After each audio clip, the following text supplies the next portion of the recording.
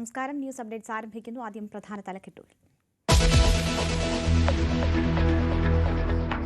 താനൂരിൽ നിന്ന് കാണാതായ പെൺകുട്ടികൾ മുംബൈയിലുണ്ടെന്ന സൂചന.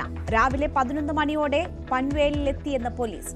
പെൺകുട്ടികൾക്കൊപ്പം എടവണ്ണ സ്വദേശിയായ യുവാവും CSTയിലെ സലൂണിലെത്തി മുടിവെട്ടിയെന്നും പോലീസ്.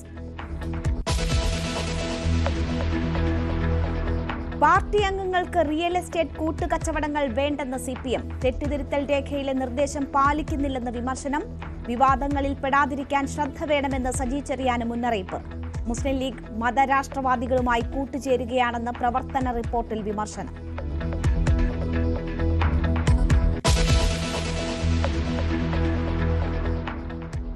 SDPIയെ വരിഞ്ഞുമുറുക്കി enforcement directorate. രാജ്യത്തെ 12 കേന്ദ്രങ്ങളിൽ ഒരേ സമയം പരിശോധന. പോപ്പുലർ ഫ്രണ്ട് SDPIയെ ഉപയോഗിച്ച് പ്രവർത്തനം തുടരുന്നുവെന്ന് ED. ഗൾഫ് രാജ്യങ്ങളിൽ സംഘടനകൾ രൂപീകരിച്ച് ധനശേഖരണം നടത്തിയെന്നും കേന്ദ്ര ഏജൻസി.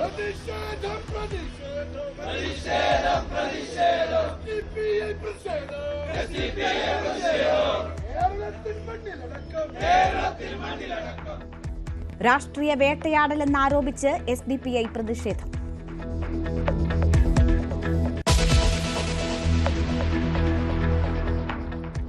കൊച്ചിയിൽ 10 വയസ്സുകാരി സഹോദരിക്ക് 12 വയസ്സുകാരൻ സഹോദരൻ MDMA നൽകി. വീട്ടിൽ നിന്ന് 3 ലക്ഷം രൂപ മോഷ്ടിച്ചതായും കണ്ടെത്തൽ. ചടയമംഗലത്ത് കോടികളുടെ രാസലഹരി ഉൽപ്പന്നങ്ങൾ പിടികൂടി. ജീവിതമാണ് ലഹരി. ന്യൂസ് 18 ക്യാമ്പയിൻ തുടരുന്നു.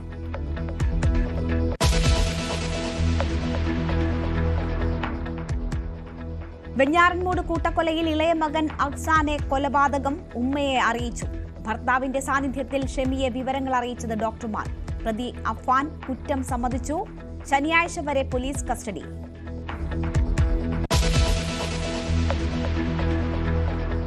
കരിക്കോട്ടക്കരിയിൽ ചരിഞ്ഞ കുട്ടിയാനയ്ക്ക് പരിക്കേറ്റത് പന്നിപ്പടക്കം പൊട്ടി. നാവിന്റെ മുൻഭാഗം അറ്റുപോയെന്നും കീഴ്ത്താടി തകർന്നെന്നും പോസ്റ്റ്മോർട്ടം റിപ്പോർട്ട്. മുറിവിൽ നിന്നുള്ള അണുബാധ രക്തത്തിൽ വ്യാപിച്ചിരുന്നുവെന്നും കണ്ടെത്തൽ.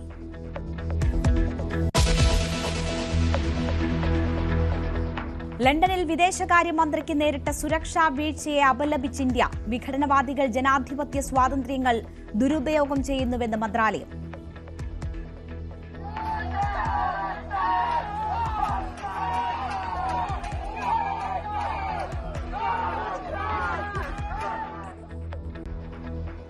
പ്രതിഷേധം പോലീസിന്റെ കൺമുന്നിൽ.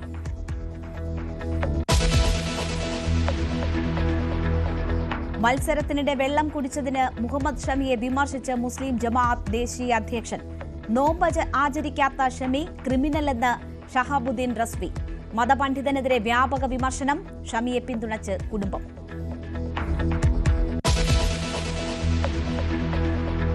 ഹമാസിന് അന്ത്യശാസനവുമായി ഡൊണാൾഡ് ട്രംപ്. എല്ലാ ബന്ദികളെയും ഉടൻ വിട്ടയച്ചില്ലെങ്കിൽ ഗാസയെ നരകമാക്കും. ഒരു ഹമാസ് അംഗം പോലും സുരക്ഷിതമായിരിക്കില്ലെന്നും ട്രംപിന്റെ ഭീഷണി.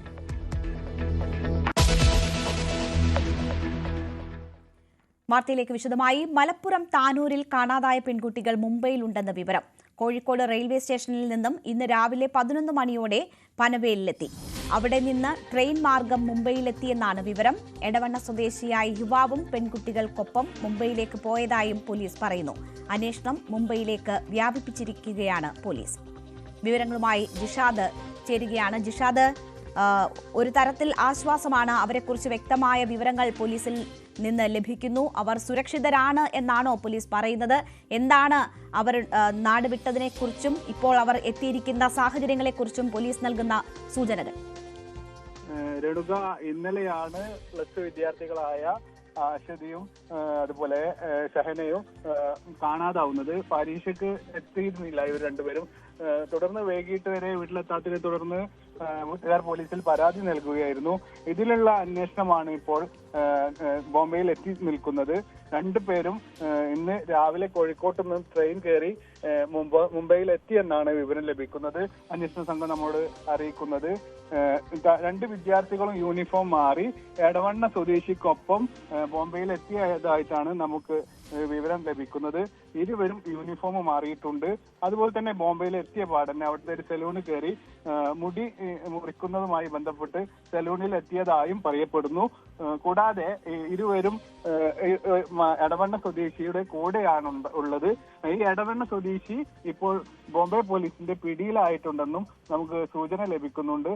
താനൂർ പോലീസും അതുപോലെ തന്നെ വീട്ടുകാരും ഈ ബോംബെയിലേക്ക് പുറപ്പെടാൻ ഒരുങ്ങുകയാണ്. രേണുക, ഇവരെ ഉടൻ നാട്ടിലെത്തിക്കാനാകുമെന്നാണോ പ്രതീക്ഷിക്കുന്നത്? എന്തെങ്കിലും സൂചനകൾ പോലീസിൽ നിന്ന് ലഭിക്കുന്നുണ്ടോ? അങ്ങനെ രേണുക, ഈ എടവണ്ണ സ്വദേശി മഞ്ചേരിയിൽ ഒരു വസ്ത്ര സ്ഥാപനത്തിലെ സ്റ്റാഫാണ്. ഇയാൾ പർച്ചേസിങ്ങിന് വേണ്ടിയിട്ടാണ് മുംബൈയിൽ എത്തിയിട്ടുള്ളതെന്നാണ് നമുക്ക് പോലീസ് നൽകുന്ന സൂചന. ഇയാളുടെ കൂടെ, അതായത് ഇൻസ്റ്റഗ്രാം വഴി പരിചയപ്പെട്ട് ഇയാളുടെ കൂടെ പോയെന്നാണ് നമുക്ക് പോലീസ് നൽകുന്ന വിവരം. കൂടാതെ ഇയാള് ഇപ്പോൾ ബോംബെ പോലീസിന്റെ പിടിയിലായിട്ടുണ്ട്. ഇയാളുടെ ഒപ്പം ഇപ്പോൾ പെൺകുട്ടികളില്ല. എന്തായാലും സുരക്ഷിതമായി ഇരിക്കട്ടെ എന്നാണ് നമ്മൾ പ്രതീക്ഷിക്കുന്നത്. രേണുക,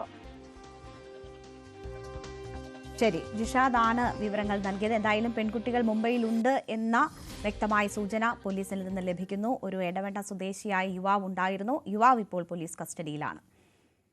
പോപ്പുലർ ഫ്രണ്ടും SDPIയും ഗൾഫ് രാജ്യങ്ങളിൽ സമാന പാർട്ടി സംഘടനകൾ രൂപീകരിച്ചതായി കേന്ദ്ര ഏജൻസികൾ. ISF എന്നീ പേരുകളിലായിരുന്നു സംഘടനകൾ രൂപീകരിച്ചത്. റമദാൻ കളക്ഷൻ എന്ന പേരിൽ ഗൾഫ് രാജ്യങ്ങളിൽ നടത്തിയ ധനശേഖരണം ദേശവിരുദ്ധ പ്രവർത്തനങ്ങൾ ലക്ഷ്യമിട്ടാണെന്നാണ് കേന്ദ്ര അന്വേഷണ ഏജൻസികളുടെ ആരോപണം. News 18 exclusive. ഗൾഫ് രാജ്യങ്ങളിൽ സജീവമായ ഇന്ത്യൻ ഫ്രട്ടേണിറ്റി ഫോറം പ്രവർത്തിച്ചിരുന്നത് PFIക്ക് കീഴിൽ. ഇന്ത്യൻ സോഷ്യൽ ഫോറം പ്രവർത്തിച്ചിരുന്നതാകട്ടെ SDPIക്ക് കീഴിലാണെന്നുമാണ് കേന്ദ്ര ഏജൻസികളുടെ സ്ഥിരീകരണം. റമദാൻ കളക്ഷൻ എന്ന പേരിലാണ് ഗൾഫ് രാജ്യങ്ങളിൽ നിന്ന് ഈ സംഘടനകൾ പണം സ്വരൂപിച്ചിരുന്നതെന്നും കണ്ടെത്തിയിട്ടുണ്ട്. PFI നേതാക്കൾ മുൻകൂട്ടി നിശ്ചയിച്ചതനുസരിച്ച് ഗൾഫ് രാജ്യങ്ങളിൽ സന്ദർശനം നടത്തി. ഈ സംഘടനകളുടെ രഹസ്യ യോഗങ്ങളിൽ പങ്കെടുത്തു. വിദേശ രാജ്യങ്ങളിൽ നിന്ന് സ്വരൂപിച്ച തുകയുടെ വിശദാംശങ്ങൾ സംഘടനയുടെ അക്കൗണ്ടുകളിൽ രേഖപ്പെടുത്തിയിട്ടില്ല. ഹവാല ഇടപാടുകളിലൂടെയാണ് ഈ പണം ഇന്ത്യയിലേക്ക് എത്തിച്ചത്. പോപ്പുലർ ഫ്രണ്ടിന്റെ കേരളത്തിലെ ആസ്ഥാനമായ കോഴിക്കോട് യൂണിറ്റി ഹൗസിൽ നിന്ന് 2018 ഡിസംബർ 14 ബഹ്റിനിലെ മനാമയിൽ നടന്ന ISF ഭാരവാഹി യോഗത്തിന്റെ മിനിറ്റ്സ് രേഖകൾ പിടിച്ചെടുത്തു. സംഘടനയെ ശക്തിപ്പെടുത്തുന്നതിനാവശ്യമായ ധനശേഖരണത്തിന്റെ ചുമതല സൗദി അറേബ്യയിലെ സോണൽ യൂണിറ്റുകൾക്ക് SDPI ദേശീയ പ്രസിഡന്റ് MK ഫൈസി തന്നെ വിഭജിച്ച് നൽകിയതായും രേഖകളിലൂടെ വ്യക്തമായി. SDPIക്ക് വേണ്ടി PFI നടത്തിയ ധനശേഖരണം ജിഹാദി പ്രവർത്തനങ്ങളെ സഹായിക്കുന്നതിന് വേണ്ടിയാണെന്നും അന്വേഷണ ഏജൻസികൾ സ്ഥിരീകരിച്ചു. പോപ്പുലർ ഫ്രണ്ടിന്റെ രാഷ്ട്രീയ അജണ്ട നടപ്പിലാക്കാനുള്ള മുഖമായാണ് SDPIയെ ഉപയോഗിച്ചിരുന്നത്. SDPIയും PFIയും സ്വതന്ത്ര സംഘടനകളാണെന്ന് നേതാക്കൾ അവകാശപ്പെട്ടിരുന്നെങ്കിലും SDPIയുടെ മുഴുവൻ നിയന്ത്രണവും പോപ്പുലർ ഫ്രണ്ടിന്റേതായിരുന്നെന്നും കേന്ദ്ര ഏജൻസികളുടെ അന്വേഷണത്തിൽ വ്യക്തമായി. ന്യൂസ് 18 തിരുവനന്തപുരം. പോപ്പുലർ ഫ്രണ്ടിന് പിന്നാലെ SDPIയെയും വരിഞ്ഞുമുറുക്കി എൻഫോഴ്സ്മെന്റ് ഡയറക്ടറേറ്റ്. രാജ്യത്തെ 12 SDPI കേന്ദ്രങ്ങളിലാണ് എൻഫോഴ്സ്മെന്റ് ഡയറക്ടറേറ്റ് ഇന്ന് പരിശോധന നടത്തിയത്. PFI കേഡർമാർ സ്വരൂപിക്കുന്ന പണം SDPIയിലൂടെ റൂട്ട് മാറ്റാൻ ശ്രമിക്കുന്നു എന്നാണ് EDയുടെ കണ്ടെത്തൽ. നിരോധനത്തിന് ശേഷം പോപ്പുലർ ഫ്രണ്ടിന്റെ സ്ലീപ്പർ സെല്ലുകൾ SDPIയിലൂടെ രഹസ്യമായി പ്രവർത്തിക്കുന്നതായാണ് കേന്ദ്ര ഏജൻസികളുടെ കണ്ടെത്തൽ. കേന്ദ്ര ആഭ്യന്തര മന്ത്രാലയത്തിന് ലഭിച്ച സൂചനകളുടെ അടിസ്ഥാനത്തിലാണ് SDPIയുടെ സാമ്പത്തിക സ്രോതസ്സുകൾ തേടിയുള്ള എൻഫോഴ്സ്മെന്റ് ഡയറക്ടറേറ്റിന്റെ മിന്നൽ നീക്കം. തിരുവനന്തപുരം പാളയത്തെ SDPI സംസ്ഥാന കമ്മിറ്റി ഓഫീസ് ഉൾപ്പെടെ സംസ്ഥാനത്ത് 3 ഇടങ്ങളിലാണ് CRPF ഉദ്യോഗസ്ഥരുടെ അകമ്പടിയോടെ ED പരിശോധന. ഹവാലയടക്കമുള്ള മാർഗങ്ങളിലൂടെ രാജ്യവിരുദ്ധ പ്രവർത്തനങ്ങൾക്ക് സംഘടനയിലേക്ക് പണം എത്തിച്ചതായാണ് കണ്ടെത്തൽ. ഗൾഫ് രാജ്യങ്ങളിൽ നിന്നും റമദാൻ കളക്ഷന്റെ പേരിലും പണം സ്വരൂപിച്ചു. ഹജ്ജ് തീർത്ഥാടന കാലത്ത് ഇന്ത്യക്കാരെ സഹായിക്കാൻ എന്ന പേരിൽ ഫണ്ട് പിരിച്ചു. നിയമസഹായം, കമ്മ്യൂണിറ്റി പിന്തുണ എന്നിവയുടെ പേരിലും ഈ വാലറ്റുകൾ വഴിയും രാജ്യത്തേക്ക് പണമെത്തി. SDPIയുടെ സാമ്പത്തിക ബുദ്ധികേന്ദ്രം ദേശീയ അധ്യക്ഷൻ MK ഫൈസി തന്നെയെന്നും എൻഫോഴ്സ്മെന്റ് ഡയറക്ടറേറ്റ്. ഫൈസിയുടെ അറിവോടെയാണ് സംഘടനയുടെ മുഴുവൻ സാമ്പത്തിക ഇടപാടുകളും നടന്നതെന്നും ED പറയുന്നു. ദേശവിരുദ്ധ പ്രവർത്തനങ്ങൾക്ക് വേണ്ടിയാണ് വിദേശ രാജ്യങ്ങളിൽ നിന്നടക്കം സമാഹരിച്ച പണം ചിലവഴിക്കുന്നതെന്നും എൻഫോഴ്സ്മെന്റ് ഡയറക്ടറേറ്റിന് തെളിവ് ലഭിച്ചിട്ടുണ്ട്. കേന്ദ്ര ഏജൻസികളെ ഉപയോഗിച്ചുകൊണ്ടുള്ള SDPIയെ വേട്ടയാടാനുള്ള നീക്കമാണ് മോദി സർക്കാർ നടത്തുന്നതെന്നാണ് സംഘടനാ നേതൃത്വത്തിന്റെ വിശദീകരണം.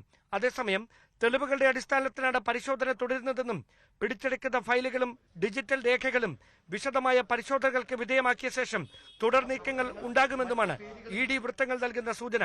News bureaus, news 18. എതിർ ശബ്ദങ്ങളെ ഇല്ലാതാക്കാൻ BJP സർക്കാർ EDയെ ഉപയോഗിക്കുന്നുവെന്ന് SDPI സംസ്ഥാന പ്രസിഡന്റ് CP ലത്തീഫ്. അതിന്റെ അവസാനത്തെ ഇരയാണ് SDPI ദേശീയ പ്രസിഡന്റ് MK ഫൈസി. ഗൂഢാലോചനയുടെ ഭാഗമാണ് അറസ്റ്റെന്നും CP ലത്തീഫ് ആരോപിച്ചു.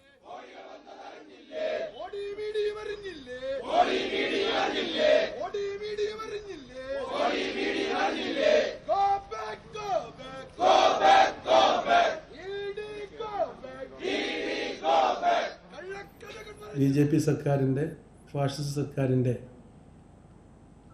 രാഷ്ട്രീയ താൽപ്പര്യങ്ങൾ നടപ്പിലാക്കുന്നതിന് അതല്ലെങ്കിൽ BJPക്ക് വിരുദ്ധമായി ഉയർന്നു വരുന്ന ഭിന്നസ്വരങ്ങളെ എതിർ ശബ്ദങ്ങളെ ഇല്ലാതാക്കുന്നതിന് EDയെ ഒരു ഉപകരണമാക്കി മാറ്റുകയായിരുന്നു കഴിഞ്ഞ കുറേ മാസങ്ങളായി വർഷങ്ങളായി.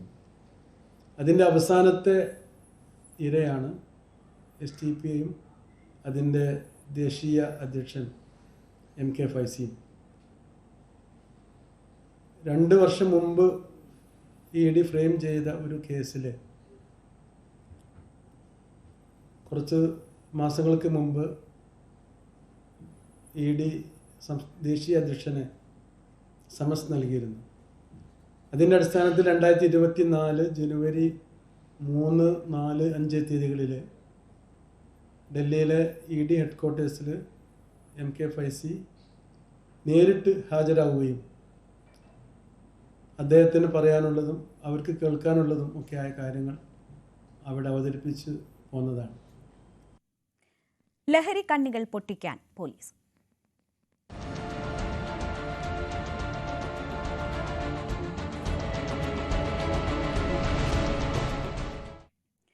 കൊച്ചിയിൽ 10 വയസ്സുള്ള സഹോദരിക്ക് MDMA നൽകി സഹോദരൻ. ലഹരിക്ക് അടിമയായ 12 വയസ്സുകാരൻ രാത്രിയിൽ വീട്ടുകാർ ഉറങ്ങുമ്പോഴാണ് ലഹരി ഉപയോഗത്തിനായി പുറത്തുപോയിരുന്നത്. വീട്ടിൽ നിന്നും 3 ലക്ഷം രൂപ മോഷ്ടിച്ചതായും കണ്ടെത്തി. ആജ്ഞ രവീന്ദ്രന്റെ റിപ്പോർട്ടിലേക്ക്. കൊച്ചി എളമക്കര പോലീസ് സ്റ്റേഷന്റെ പരിധിയിലാണ് 12 വയസ്സുകാരൻ 10 വയസ്സുകാർക്ക് MDMA നൽകി എന്നുള്ള വിവരങ്ങൾ പുറത്തു വരുന്നത്. ഈ 12 വയസ്സുകാരൻ കഴിഞ്ഞ കുറച്ച് ദിവസങ്ങളായി ഡി അഡിക്ഷൻ സെന്ററിൽ ചികിത്സയിലാണ്. തുടർച്ചയായിട്ടുള്ള മയക്കുമരുന്ന് ഉപയോഗത്തെ തുടർന്ന് ഈ 12 വയസ്സുകാരൻ്റെ മാനസികാവസ്ഥ അങ്ങേയറ്റം താറുമാറായിരുന്നു എന്ന് തന്നെയാണ് വിവരങ്ങൾ. ഇത് എളമക്കര പോലീസ് സ്റ്റേഷന്റെ പരിധിയിലാണ് ഈ കേസുള്ളത്. അതേസമയം CWCയെ എളമക്കര പോലീസ് സ്റ്റേഷനിൽ നിന്നും വിവരം അറിയിച്ചിട്ടില്ല എന്നുള്ള ആരോപണങ്ങളും ശക്തമാണ്. ഈ കുട്ടി കുറേ ദിവസങ്ങളായി രാത്രിയിൽ മാതാപിതാക്കൾ ഉറങ്ങിക്കിടക്കുന്ന സമയത്താണ് പുറത്തുപോയിട്ട് ലഹരി ശേഖരിച്ചു കൊണ്ടുവരുന്നതെന്നുള്ളതാണ് വിവരങ്ങൾ പുറത്തു വരുന്നത്. ഒരു ദിവസം കുട്ടിയെ കാണാതായതിനെ തുടർന്ന് നടത്തിയ അന്വേഷണത്തിനൊടുവിലാണ് നെടുമ്പാശ്ശേരി ഭാഗത്തു നിന്നും കുട്ടിയെ കണ്ടെത്തുന്നതും ലഹരി ഉപയോഗിക്കാൻ വീട്ടിൽ നിന്ന് 3 ലക്ഷത്തോളം രൂപ കുട്ടി പലപ്പോഴായി തട്ടിയെടുത്തിരുന്നതായും രക്ഷിതാക്കൾക്ക് മനസ്സിലായത്. തുടർന്നാണ് കുട്ടിയെ ചോദ്യം ചെയ്തതും കുട്ടിക്ക് വീട്ടുകാർക്ക് ഈ കാര്യം മനസ്സിലായി എന്നതിനെ തുടർന്ന് കുട്ടി അതിക്രമം കാണിക്കുകയും മാതാപിതാക്കളെ ഉപദ്രവിക്കുകയും ചെയ്യുന്ന ഒരു സാഹചര്യം കൂടിയുണ്ടായി. അങ്ങേയറ്റം അക്രമവാസനയോട് കൂടിയാണ് കുട്ടി പെരുമാറുന്നതെന്നും മാതാപിതാക്കൾ സാക്ഷ്യപ്പെടുത്തുന്നുണ്ട്. മാത്രമല്ല ഇതുമായി ബന്ധപ്പെട്ട് താൻ പ്രായപൂർത്തിയാകാത്ത ആളാണ്, അതുകൊണ്ട് തൻ്റെ മേലെ ഉണ്ടാകുന്ന ശിക്ഷാ നടപടികൾ രക്ഷിതാക്കളെ കൂടുതൽ കുഴപ്പത്തിലാക്കുകയുള്ളൂ എന്നുള്ള ഭീഷണിയും കുട്ടി മുഴക്കുന്നതായി തന്നെയാണ് മാതാപിതാക്കൾ ഡി അഡിക്ഷൻ സെൻ്ററിലുള്ള ആളുകളോട് വ്യക്തമാക്കിയത്. അങ്ങനെയാണ് ഡി അഡിക്ഷൻ സെൻ്ററിൽ എത്തിയപ്പോഴാണ് കുട്ടി ഈ അനിയത്തിക്കും 10 വയസ്സുകാരെ അനിയത്തിക്കും മയക്കുമരുന്ന് നൽകാറുണ്ടായിരുന്നു, MDMA നൽകാറുണ്ടായിരുന്നു എന്നുള്ള വിവരം മനസ്സിലാക്കുന്നത്. തുടർന്ന് 2 പേരും ഡി അഡിക്ഷൻ സെൻ്ററിൽ ചികിത്സയിൽ തുടരുകയാണ്. എന്തായാലും ഈ 2 പേരുടെയും അതായത് മാനസികാരോഗ്യാവസ്ഥ ഗുരുതരമായ നിലയിൽ നിന്നും സാധാരണ നിലയിലേക്ക് തിരിച്ചു വരാൻ തുടങ്ങിയിട്ടുണ്ട് എന്നുമാണ് വിവരങ്ങൾ. പക്ഷേ ഇതിൽ പ്രധാനമായും ചൂണ്ടിക്കാണിക്കുന്ന അപാകത എന്ന് പറയുന്നത് പോലീസ് ഇക്കാര്യം CWCയെ അറിയിച്ചിട്ടില്ല എന്നുള്ള ആരോപണവും ശക്തമാണ്. ആജ്ഞ രവീന്ദ്രന്റെ റിപ്പോർട്ടാണ് കണ്ടത്. നമ്മൾ പെൺകുട്ടികളെ കാണാതായ വാർത്തയിലേക്ക് ഒരിക്കൽ കൂടി പോവുകയാണ്. മലപ്പുറം താനൂരിൽ നിന്ന് കാണാതായ പെൺകുട്ടികൾ മുംബൈയിൽ എന്ന വിവരം ലഭിക്കുന്നു. കോഴിക്കോട് റെയിൽവേ സ്റ്റേഷനിൽ നിന്നും ഇന്ന് രാവിലെ 11 മണിയോടെ പനവേലിലെത്തി ഇവർ. അവിടെ നിന്ന് ട്രെയിൻ മാർഗം മുംബൈയിലെത്തിയെന്നാണ് നമുക്ക് ലഭിക്കുന്ന വിവരം. എടവണ്ണ സ്വദേശിയായ യുവാവും പെൺകുട്ടികൾക്കൊപ്പം മുംബൈയിലേക്ക് പോയതായും പോലീസ് പറയുന്നു. അന്വേഷണം മുംബൈയിലേക്ക് വ്യാപിപ്പിച്ചിരിക്കുകയാണ് പോലീസ്. ഇപ്പോൾ ചില നിർണായക വിവരങ്ങളും ദൃശ്യങ്ങളും പുറത്തു വരുന്നുണ്ട്. ഈ പെൺകുട്ടികൾ മുംബൈയിലെത്തി അവരുടെ മുടി മുറിച്ചു എന്നതാണ് മനസ്സിലാക്കുന്നത്. അതിൻ്റെ ദൃശ്യങ്ങൾ ഇപ്പോൾ പുറത്തു വന്നിട്ടുണ്ട്. അതാണ് സ്ക്രീനിൽ പ്രേക്ഷകർ കാണുന്നത്. വാർത്തയുടെ വിശദാംശങ്ങളുമായി MG മിഥുൻ നമുക്കൊപ്പം ചേരുകയാണ്. മിഥുൻ, പെട്ടെന്ന് തിരിച്ചറിയാതിരിക്കാനാണോ മുടി മുറിച്ചത്? എന്താണ്? പോലീസിൽ നിന്നും ചില സൂചനകൾ മാത്രമാണ് ലഭിക്കുന്നത്. അപ്പോഴും ചില നിർണായക വിവരങ്ങൾ അവർ മറച്ചു വെക്കുന്നുമുണ്ട് അന്വേഷണത്തിന്റെ ഭാഗമായി. നമുക്ക് പുറത്തറിയാൻ കഴിയുന്ന ലഭ്യമായിട്ടുള്ള വിവരങ്ങൾ എന്താണ്? രേണുക, ഇതുമായി ബന്ധപ്പെട്ട് കൂടുതൽ വിവരങ്ങൾ ഇതുവരെയും താനൂർ പോലീസ് പുറത്തുവിട്ടിട്ടില്ല. പക്ഷേ മുംബൈയിൽ ഈ പെൺകുട്ടികൾ എത്തിയിട്ടുണ്ട് എന്നുള്ള വിവരം അവർ സ്ഥിരീകരിക്കുകയും ചെയ്തിട്ടുണ്ട്. അതിന്റെ ദൃശ്യങ്ങളാണ് ഇപ്പോൾ പ്രേക്ഷകർ കാണുകയും ചെയ്യുന്നത്. അവർ മുടി മുറിക്കുന്ന ദൃശ്യങ്ങൾ, അതിനു മുമ്പ് തിരൂരിൽ നിന്ന് പുറപ്പെടുന്നതിനുള്ള ദൃശ്യങ്ങൾ കൂടിയാണ് ഇപ്പോൾ പ്രേക്ഷകർ സ്ക്രീനിൽ കണ്ടുകൊണ്ടിരിക്കുകയും ചെയ്യുന്നത്. ഇന്ന് വൈകിട്ടോടു കൂടിയാണ് ഇത്തരത്തിൽ മുംബൈയിലെ ഒരു സലൂണിൽ ഇവരെത്തി മുടി മുറിക്കുന്ന ദൃശ്യങ്ങൾ പുറത്തു വരികയും ചെയ്യുന്നത്. കൂടാതെ തിരൂരിൽ നിന്ന് ഇവർ മുംബൈയിലേക്ക്, മഹാരാഷ്ട്രയിലേക്ക് പുറപ്പെട്ടത് ഈ ഒരു എടവണ്ണ സ്വദേശിക്കൊപ്പമാണ് എന്നുള്ള വിവരം കൂടി ലഭ്യമാകുന്നുണ്ട്. അതൊരു സ്ഥിരീകരണത്തിലേക്ക് എത്തുന്നില്ല എങ്കിൽ പോലും തന്നെ അവർ 3 പേരും തന്നെ ഒരുമിച്ചാണ് ഇവിടെ നിന്ന് യാത്ര തിരിച്ചെന്നുള്ളൊരു കാര്യത്തിലേക്ക്, അല്ലെങ്കിൽ ഇത്തരത്തിൽ പ്രാഥമിക നിഗമനത്തിലേക്ക് പോലീസ് എത്തുകയും ചെയ്തിട്ടുണ്ട്. കൂടുതൽ വിവരങ്ങൾ ഇത് സംബന്ധിച്ച് പോലീസ് പരിശോധിച്ചു വരികയാണ്. അല്പസമയത്തിന് മുമ്പ് നമ്മൾ സിഇയുമായി ഇതുമായി ബന്ധപ്പെട്ടുള്ള വിഷയങ്ങൾ സംസാരിച്ചപ്പോൾ അദ്ദേഹം ഉൾപ്പെടെ പറഞ്ഞത് അവിടെ എത്തിയെന്ന് സ്ഥിരീകരിച്ചിട്ടുണ്ട്. പക്ഷേ കൂടുതൽ വിവരങ്ങൾ ലഭ്യമായിട്ടില്ല. അതിനുവേണ്ടിയുള്ള പരിശോധന നടക്കുന്നുണ്ട്. മുംബൈയിലേക്ക് പോകുന്ന അടക്കമുള്ള കാര്യങ്ങളിലേക്ക് തീരുമാനം ഉടൻ തന്നെ എടുക്കുമെന്ന് കൂടി താനൂർ സിഐ വ്യക്തമാക്കുകയും ചെയ്തിട്ടുണ്ട്. എന്തായാലും നിലവിൽ അവർ മുംബൈയിലുണ്ട്. അതൊരു ആശ്വാസകരമായിട്ടുള്ള വാർത്തയാണ്. പക്ഷേ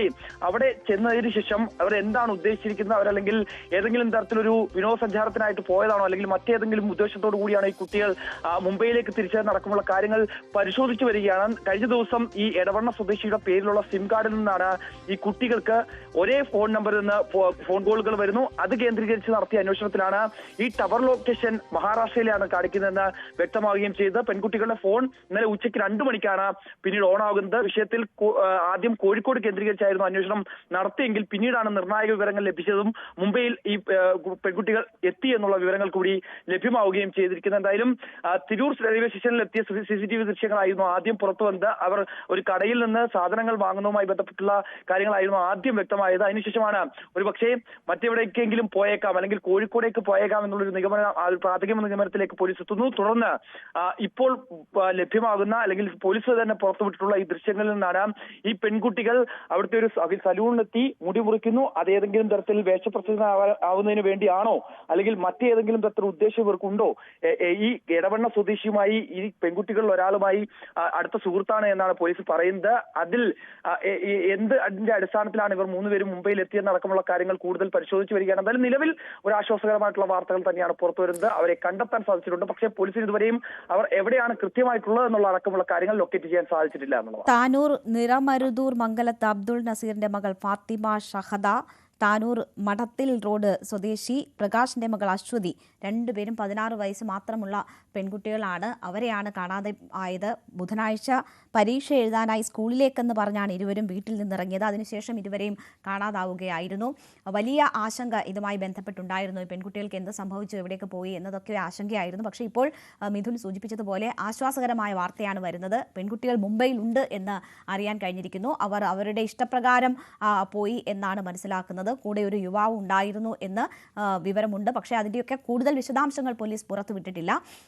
ഈ മുംബൈയിൽ എത്തിയതിന് ശേഷം പെൺകുട്ടികൾ മുടി മുറിക്കുന്നതിൻ്റെ ദൃശ്യങ്ങളാണ് ഇപ്പോൾ വന്നിട്ടുള്ളത്. അവർ അവരുടെ ഒരു കടയിൽ സാധനങ്ങൾ വാങ്ങുന്നതും ദൃശ്യങ്ങളിൽ കാണാം. എന്തായാലും കൂടുതൽ വിവരങ്ങൾ പോലീസ് പുറത്തുവിട്ടിട്ടില്ല. ഇനി ഇവരെ എത്രയും വേഗം നാട്ടിലേക്ക് എത്തിക്കുക തുടങ്ങിയ നടപടികളിലേക്ക് കടക്കുകയായിരിക്കും. എന്തിനു പോയി, ആരുണ്ടായിരുന്നു, ആരൊക്കെയാണ് ഇതിന് പിന്നിൽ പ്രവർത്തിച്ചത്, അതിൻ്റെയൊക്കെ അന്വേഷണം നടക്കാനിരിക്കുന്നു. അതുകൊണ്ട് തന്നെ കൂടുതൽ വിവരങ്ങൾ പുറത്തു വന്നിട്ടില്ല.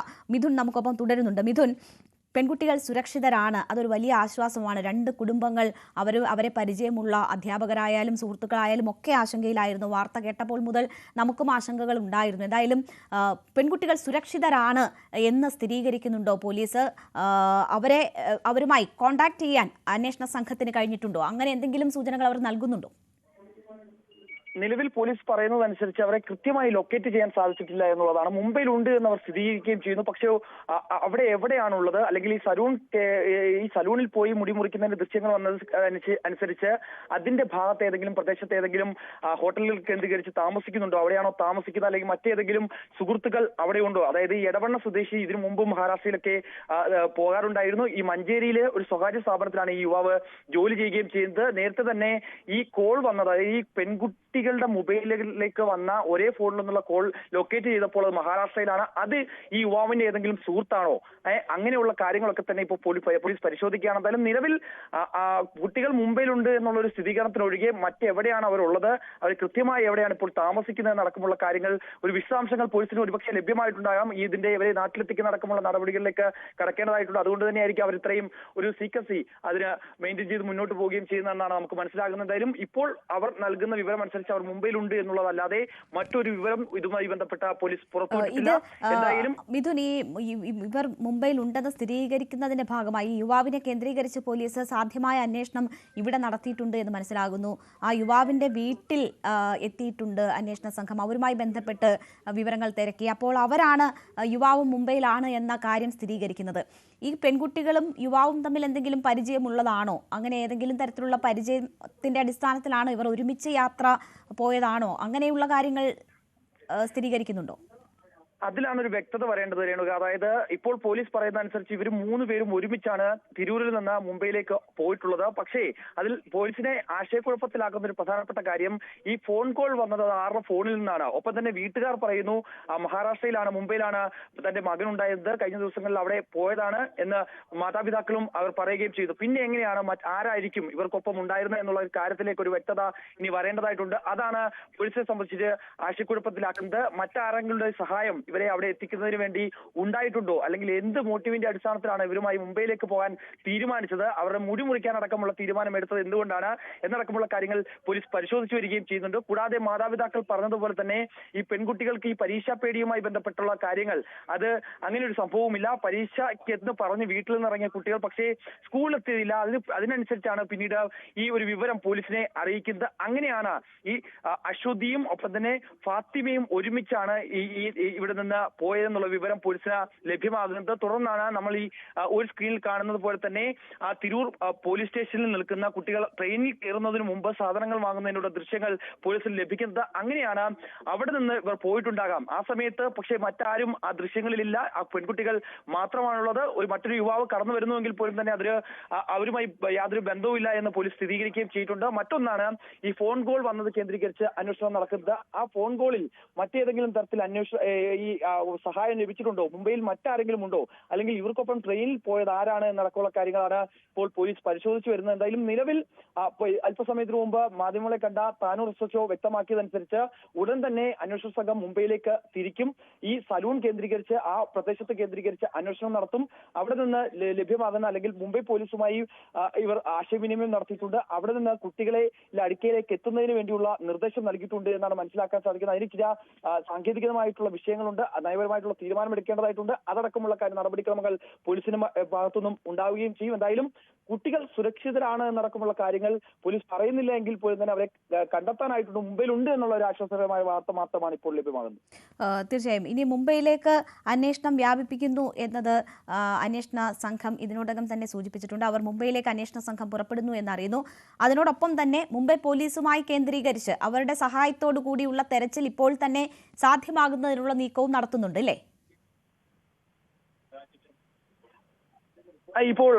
ഇപ്പോൾ ലഭ്യമാകുന്ന വിവരങ്ങൾ ഏറ്റവും പുതിയതായി ഈ സലൂണിൽ നിന്നുള്ള ആ സലൂണിന്റെ ഉടമയാണ് ഈ ദൃശ്യങ്ങൾ പുറത്തുവിടുന്നത്. ഈ ദൃശ്യങ്ങൾ അതായത് ഈ വാർത്താ മാധ്യമങ്ങളിൽ കണ്ട് ഈ 2 പെൺകുട്ടികളെ കാണാതായി എന്നുള്ള വിവരം ലഭ്യമായിരുന്നു. അതിന്റെ അടിസ്ഥാനത്തിൽ ആ ദൃശ്യങ്ങൾ കണ്ടാണ് ഈ സലൂൺ ഉടമ ഇവരെ തിരിച്ചറിയുന്നത്. അങ്ങനെയാണ് മുംബൈ പോലീസിനെ വിവരം അറിയിക്കുകയും ഈ ദൃശ്യങ്ങൾ കൈമാറുകയും ചെയ്തതെന്നാണ് നമുക്ക് ഏറ്റവും ഒടുവിൽ ലഭ്യമാകുന്ന വിവരം. ആ സലൂൺ ഉടമയെ കേന്ദ്രീകരിച്ച് അല്ലെങ്കിൽ അവരുമായി പോലീസ് സംസാരിച്ചിട്ടുണ്ട് എന്നാണ് സാധിക്കുന്നത്. അതിൽ ലഭ്യമായ വിവരങ്ങൾ അനുസരിച്ച് ഉടൻ തന്നെ വിദ്യാർത്ഥികളിലേക്ക് എത്താൻ സാധിക്കും, ഈ 2 പെൺകുട്ടികളിലേക്ക് എത്താൻ സാധിക്കുമെന്നുള്ളൊരു വിവരമാണ് നമുക്കിപ്പോൾ ലഭ്യമാകുന്നത്. എന്തായാലും SHOയുടെ നേതൃത്വത്തിലുള്ള സംഘം ഉടൻ തന്നെ മുംബൈയിലേക്ക് പുറപ്പെടും. കുട്ടികളെ തിരികെ എത്തിക്കുന്നതിന് വേണ്ടിയുള്ള നടപടിക്രമങ്ങളിലേക്ക് കടക്കുകയാണ് എന്നാണ് അറിയുന്നത്.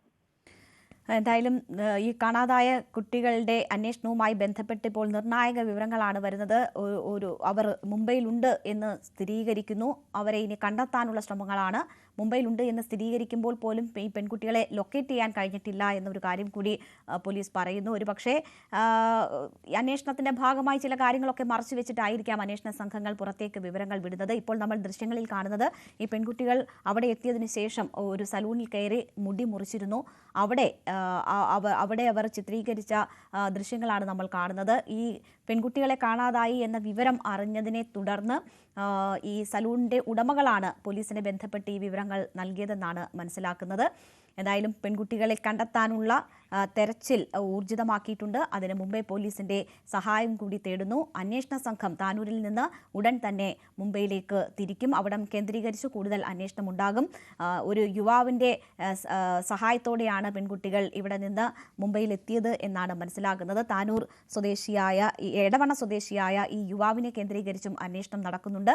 അദ്ദേഹത്തിന്റെ കുടുംബവുമായി ബന്ധപ്പെട്ട് ഇയാൾ മുംബൈയിലേക്ക് പോയിട്ടുണ്ട് എന്ന കാര്യം സ്ഥിരീകരിക്കുന്നു. ഇന്ന് 11 മണിയോടുകൂടിയാണ് ഈ പെൺകുട്ടികൾ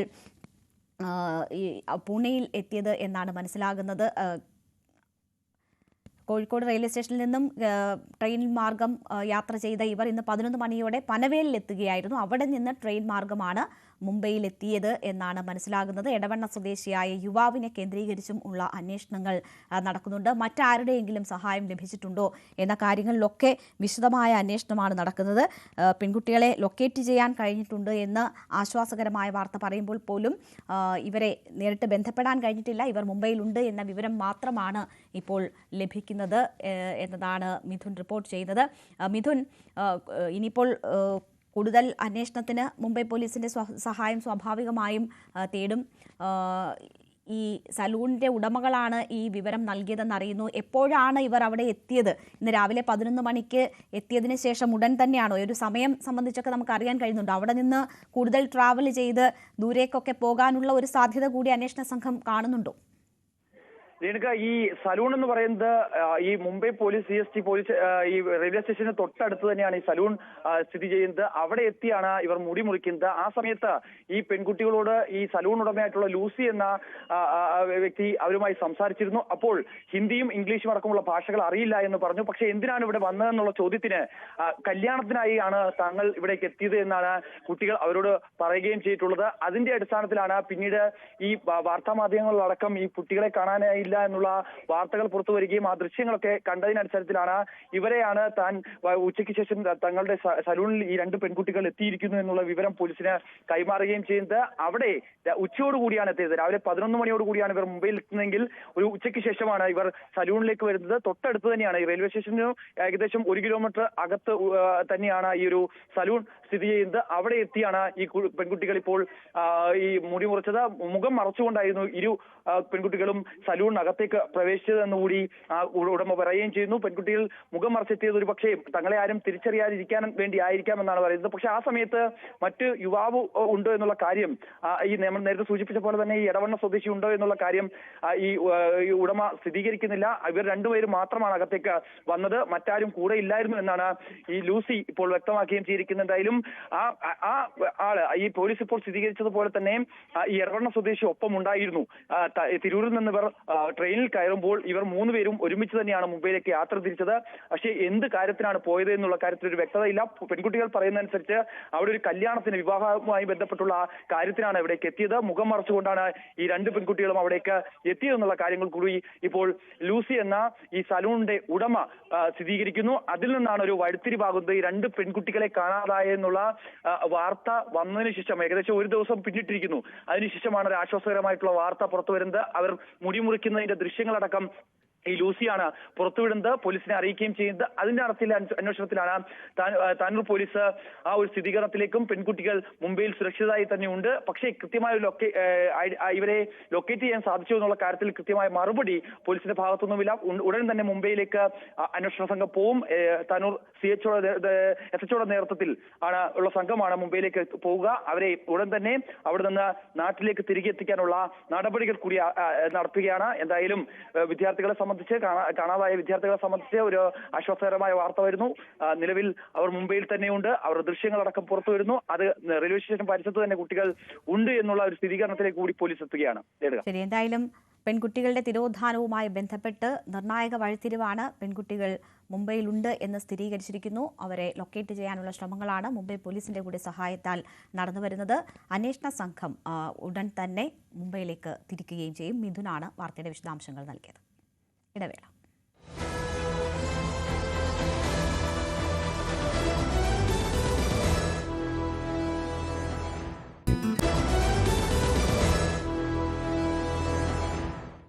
CPM സമ്മേളനം തുടങ്ങി.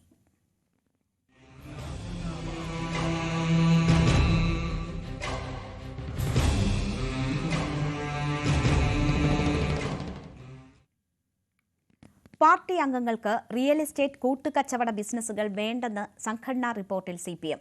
തെറ്റിദ്ധരുത്തൽ രേഖയിലെ നിർദ്ദേശമായിട്ടും ഇപ്പോഴും പാലിക്കപ്പെടുന്നില്ല എന്നും വിമർശനമുണ്ട്. പാർട്ടി അംഗങ്ങളുടെ മദ്യപാനത്തെക്കുറിച്ച് റിപ്പോർട്ടിൽ പരാമർശം. കഴിഞ്ഞ സമ്മേളനത്തിലെ രേഖ ഉദ്ധരിച്ചാണ് മദ്യപാനത്തെക്കുറിച്ചുള്ള പരാമർശമെന്നും അത് വലിയ വിവാദമാക്കി മാറ്റിയെന്നും MV ഗോവിന്ദൻ പറഞ്ഞു. പാർട്ടി അംഗങ്ങൾ സഹകരണ ബാങ്കിൽ നിന്നെടുക്കുന്ന വായ്പകൾ തിരിച്ചടയ്ക്കാത്തത് വലിയ പ്രതിസന്ധിയാണ് ഉണ്ടാക്കുന്നത്. വലിയ വായ്പകൾ എടുക്കുമ്പോൾ ഉപരി കമ്മിറ്റികളുടെ അനുമതി വാങ്ങണമെന്നും റിപ്പോർട്ടിൽ നിർദ്ദേശിക്കുന്നു. സംസാരിക്കുമ്പോൾ ശ്രദ്ധിക്കണമെന്ന മുന്നറിയിപ്പാണ് നിരന്തര വിവാദങ്ങളിൽപ്പെടുന്ന മന്ത്രി സജി ചെറിയാന് പാർട്ടി നൽകുന്നത്. ന്യൂനപക്ഷ വിഭാഗങ്ങൾക്കിടയിൽ CPMലുണ്ടായ സ്വാധീനം തടയാൻ മുസ്ലിം ലീഗ് മതരാഷ്ട്രവാദികളുമായി കൂട്ടുചേരുന്നു എന്ന് CPM പ്രവർത്തന റിപ്പോർട്ട്. ഇത് ലീഗിന്റെ അടിത്തറ തകർക്കുമെന്നും CPM. നേരത്തെ BJP വോട്ടുകൾ കോൺഗ്രസിലേക്കായിരുന്നു പോയിരുന്നതെങ്കിൽ ഇപ്പോൾ കോൺഗ്രസ് വോട്ടുകൾ BJPക്ക് മറിക്കുകയാണെന്ന് സംസ്ഥാന സെക്രട്ടറി MV ഗോവിന്ദൻ പറഞ്ഞു. BJPയെ തോൽപ്പിക്കാൻ കോൺഗ്രസിന് കൃത്യമായ നിലപാടില്ലെന്ന് മുഖ്യമന്ത്രി പിണറായി വിജയൻ സമ്മേളനത്തിൽ വ്യക്തമാക്കി. ജമാഅത്തെ ഇസ്ലാമിയും SDPAയുമായി കൂട്ടുചേരുന്നതിൽ എന്ത് തെറ്റെന്ന് ചോദിക്കുന്ന മുസ്ലിം ലീഗ് നാശത്തിലേക്കാണ് പോകുന്നതെന്ന് CPM. മതരാഷ്ട്രവാദികളുമായുള്ള കൂട്ടുകെട്ട് ലീഗിനും അതുവഴി കോൺഗ്രസിനും തെരഞ്ഞെടുപ്പുകളിൽ നേട്ടമായി മാറിയെന്നും CPM സംസ്ഥാന സെക്രട്ടറി. നിരപേക്ഷ നിലപാടുള്ള മുസ്ലിം ജനവിഭാഗങ്ങളിൽ ഉൾപ്പെടെ പാർട്ടിക്ക് സ്വാധീനം നേടാനാവുന്നു എന്നതാണ്. നല്ല രീതിയിലുള്ള സ്വാധീനം അത്തരം മേഖലയിൽ നേടുന്നു എന്നുള്ളത് വന്നപ്പോഴാണ് രാഷ്ട്രീയ കാരണങ്ങൾ കൊണ്ട് മതനിരപേക്ഷ നിലപാട് സ്വീകരിക്കുന്ന മുസ്ലിം ലീഗിന്റെ തന്നെ അണികളിൽ മതരാഷ്ട്ര നിലപാട് സ്വീകരിച്ചുകൊണ്ട് എന്തേ അങ്ങനെ ചെയ്താൽ എന്ന ചോദ്യം ചോദിക്കുന്ന അവസ്ഥ ഒരു സംശയവും വേണ്ട. സംഘപരിവാറിന് അനുകൂലമാണ്. മാത്രമല്ല മുസ്ലിം ലീഗിന്റെയും UDFന്റെയും കൃത്യമായ അടിത്തറ തോണ്ടുന്ന ഭാവിയിൽ ദൂരവ്യാപകമായ ഫലമുളവാക്കുന്ന ഒന്നായിരിക്കും അത് എന്ന കാര്യത്തിൽ യാതൊരു സംശയമില്ല. രാഷ്ട്രീയ പാർട്ടി ഉണ്ടാക്കാൻ തയ്യാറെടുക്കുന്ന കാസയ്ക്കെതിരെയും CPMന്റെ പ്രവർത്തന റിപ്പോർട്ടിൽ രൂക്ഷ വിമർശനമുണ്ട്. ക്രിസ്ത്യൻ വിഭാഗത്തിന്റെ ഭാഗമായിട്ട് വർഗീയവൽക്കരണം ശക്തിപ്പെടുത്താൻ പുതിയ ഒരു പ്രസ്ഥാനം ഇതിനിടെ അവർ റിപ്പോർട്ട് ചെയ്തത് ഞങ്ങൾ ഒരു രാഷ്ട്രീയ പാർട്ടിയാവാൻ പോകുന്നു എന്നാണ്. അതാണ് കാസ. മുസ്ലിം വിരുദ്ധതയിലൂന്നി ക്രിസ്തീയ താൽപര്യത്തിന്റെ പേര് പറഞ്ഞ് RSS തന്നെ ഉരുക്കുകൂട്ടിയ ഒരു പ്രസ്ഥാനമാണ് കാസ. പൊതുവെ ഇതെല്ലാം ഇടതുപക്ഷത്തിന് എതിരായിട്ടുള്ള നിലപാടാണ് സ്വീകരിക്കുന്നത്. ആ നിലപാട് സ്വീകരിച്ചുകൊണ്ട് RSSന് അനുകൂലമായ ഒരു പൊതുചിത്രം രൂപപ്പെടുത്താൻ വേണ്ടിയിട്ടുള്ള പ്രവർത്തനമാണ് കാസയിലൂടെ നടന്നുകൊണ്ടിരിക്കുന്നത്. വികസന രേഖ അവതരിപ്പിച്ച് സംസാരിക്കുമ്പോഴാണ് മുഖ്യമന്ത്രി പിണറായി വിജയൻ കോൺഗ്രസിനെതിരെ രൂക്ഷ വിമർശനം ഉന്നയിച്ചത്. BJP വോട്ടുകൾ ലഭിച്ചിരുന്ന കോൺഗ്രസ് ഇപ്പോൾ ആ വോട്ടുകൾ തിരിച്ചു കൊടുക്കുന്നത് കൊണ്ടാണ് പാലക്കാടും തൃശൂരിലും BJP ജയിച്ചതെന്നും CPM ആരോപിക്കുന്നു. ന്യൂസ് 18 തിരുവനന്തപുരം. തുടർഭരണത്തിൽ തുടർച്ച ഉറപ്പെന്ന മുഖ്യമന്ത്രി അടക്കമുള്ള നേതാക്കൾ ആത്മവിശ്വാസം പ്രകടിപ്പിക്കുന്നതിനിടെ തിരുത്തുമായി പോളിറ്റ് ബ്യൂറോ അംഗം MA ബേബി. തുടർഭരണം തീരുമാനിക്കേണ്ടത് ജനങ്ങളാണെന്നും ഇപ്പോൾ അത്തരം നിലപാടുമായി മുന്നോട്ടു പോകുന്നത് മൗഢ്യമാണ് എന്നും MA ബേബി ന്യൂസ് 18നോട് പറഞ്ഞു. ജനങ്ങളിൽ തുടർഭരണം എന്ന ചിന്തയുണ്ടെന്നും ആ ചിന്ത ഉറപ്പിക്കാൻ LDF കുറച്ചുകൂടി പ്രവർത്തനം നടത്തേണ്ടതുണ്ടെന്നും MA ബേബി പ്രതികരിച്ചു. വികസന പ്രവർത്തനങ്ങൾ തുടരാനുള്ള അവസരം ജനങ്ങൾ നൽകുമെന്നായിരുന്നു ദേശാഭിമാനിയിലെ ലേഖനത്തിൽ മുഖ്യമന്ത്രി പിണറായി വിജയൻ പ്രതീക്ഷ പ്രകടിപ്പിച്ചത്. സംസ്ഥാന സമ്മേളനത്തിന്റെ ഫോക്കസ് തന്നെ തുടർഭരണത്തിലേക്കും വികസന ചർച്ചകളിലേക്കും മാറ്റിക്കഴിഞ്ഞു CPM. തുടർഭരണം ഉറപ്പെന്ന ആത്മവിശ്വാസം പാർട്ടി അണികളിൽ സൃഷ്ടിക്കുകയാണ് ലക്ഷ്യം. അപ്പോഴാണ് അങ്ങനെ ഉറപ്പിക്കാൻ വരട്ടെ എന്ന് MA ബേബി പറയുന്നത്. തുടർച്ചയായ മൂന്നാം ടേം മുന്നണിക്ക് ലഭിക്കുമെന്ന് മന്ത്രിമാരും പാർട്ടി സെക്രട്ടറിയും മുഖ്യമന്ത്രിയും നേതാക്കളുമൊക്കെ ആവർത്തിച്ചു പറയുമ്പോഴാണ് അമിത ആത്മവിശ്വാസത്തിൽ അപകടം MA ബേബി ചൂണ്ടിക്കാട്ടുന്നത്. അടുത്ത തെരഞ്ഞെടുപ്പിൽ ജനങ്ങൾ തീരുമാനിക്കേണ്ടതാണ് തുടർഭരണം വരണം എന്നുള്ള കാര്യം, അതോ വരാൻ പാടില്ല എന്നുള്ള കാര്യം. അപ്പൊ ജനങ്ങൾ തീരുമാനിക്കാൻ പോകുന്ന ഒരു കാര്യത്തെക്കുറിച്ച് ജനങ്ങളെ കൂടി കണക്കിലെടുത്തുകൊണ്ടുള്ള ഒരു അഭിപ്രായമാണ് ഞാൻ പറയുന്നത്. ജനങ്ങൾ അത്തരത്തിൽ ചിന്തിക്കും എന്നാണ് പ്രതീക്ഷിക്കുന്നത്. തുടർഭരണം വേണമെന്ന തരത്തിൽ ചിന്തിക്കും. എന്നാൽ ആ ചിന്ത ഉറപ്പിക്കാൻ ഇടതുപക്ഷ ജനാധിപത്യ മുന്നണി ഒരുപാട് പ്രവർത്തനങ്ങൾ നടത്തേണ്ടതുണ്ട്. അത് നടത്താൻ തുടർഭരണം കിട്ടിക്കഴിഞ്ഞു എന്ന് പറഞ്ഞു പോകുന്നത് മൗഢ്യമാണ്. പ്രതിനിധി സമ്മേളനം ആരംഭിക്കുന്നതിന് തൊട്ടു മുമ്പായിരുന്നു ബേബി നിലപാട് വ്യക്തമാക്കിയത്. ജനപിന്തുണയിൽ ഉറച്ച മുന്നേറ്റം എന്ന തലക്കെട്ടിൽ ദേശാഭിമാനി എഴുതിയ ലേഖനത്തിലായിരുന്നു മുഖ്യമന്ത്രി പിണറായി വിജയൻ ഭരണത്തുടർച്ചയിൽ ആത്മവിശ്വാസം പ്രകടിപ്പിച്ചത്. വികസന പ്രവർത്തനങ്ങൾ തുടരാനുള്ള അവസരം വീണ്ടും ലഭിക്കും. അക്കാര്യത്തിൽ ഞങ്ങൾക്ക് ഉറച്ച വിശ്വാസമുണ്ടെന്നും മുഖ്യമന്ത്രി പറയുന്നു. പൊളിറ്റ് ബ്യൂറോ അംഗം എ വിജയരാഘവനും ഇത് ആവർത്തിച്ചു. കേരളത്തിലെ ജനങ്ങൾ ഇടതുപക്ഷ ഗവൺമെന്റിന്റെ തുടർച്ച ഇഷ്ടപ്പെടുന്നുണ്ട്, അവരാഗ്രഹിക്കുന്ന ഒരു കാര്യമാണ്. അതാണ് നമ്മൾ കാണുന്നത്. അപ്പോൾ സ്വാഭാവികമായിട്ടും ആ ജനങ്ങളുടെ പ്രതീക്ഷയോളം വളരാനുള്ള പരിശ്രമം നടത്താനുള്ള ഉത്തരവാദിത്വം പാർട്ടിക്കും ഗവൺമെന്റിനുണ്ട്. വി വി അരുൺ, ന്യൂസ് 18, കൊല്ലം. മുതിർന്ന നേതാവ് കെ ഇ ഇസ്മായിലിനെതിരെ നടപടിയെടുക്കാൻ സിപിഐ പി രാജുവിന്റെ മരണത്തിന് പിന്നാലെ മാധ്യമങ്ങൾക്ക് നൽകിയ പ്രതികരണത്തിന്റെ പേരിലാണ് നടപടി നീക്കം. സിപിഐ എറണാകുളം ജില്ലാ കമ്മിറ്റിയുടെ പരാതിയുടെ അടിസ്ഥാനത്തിൽ ഇസ്മായിലിനോട് വിശദീകരണം തേടാനാണ് തീരുമാനം. വെഞ്ഞാറമൂട് കൂട്ടക്കൊലക്കേസിൽ പ്രതി അഫ്വാൻ പോലീസ് കസ്റ്റഡിയിൽ 3 ദിവസത്തേക്കാണ് കോടതി കസ്റ്റഡിയിൽ വിട്ടത്. നിലവിൽ പ്രതി പാങ്ങോട് പോലീസ് സ്റ്റേഷനിലാണ്. അതേസമയം കുറ്റം സംബന്ധിച്ച പ്രതി കൊലപാതകത്തിലേക്ക് നയിച്ചത് കടബാധ്യതയെന്ന് ആവർത്തിച്ചു. ഉമ്മുമ്മയെ കൊല്ലാൻ കാരണം കടുത്ത പകയെന്നും പ്രതി പോലീസിനോട് പറഞ്ഞു. 3 കേസുകളിലാണ് അഫാന്റെ അറസ്റ്റ് രേഖപ്പെടുത്തിയത്. 80-കാരിയായ സൽമ ബീബിയെ കൊലപ്പെടുത്തിയ കേസിൽ തെളിവെടുപ്പ് നടത്താനാണ് പാങ്ങോട് പോലീസ് അഫാനെ കസ്റ്റഡിയിൽ വാങ്ങിയത്. ശനിയാഴ്ച വരെയാണ് കസ്റ്റഡി.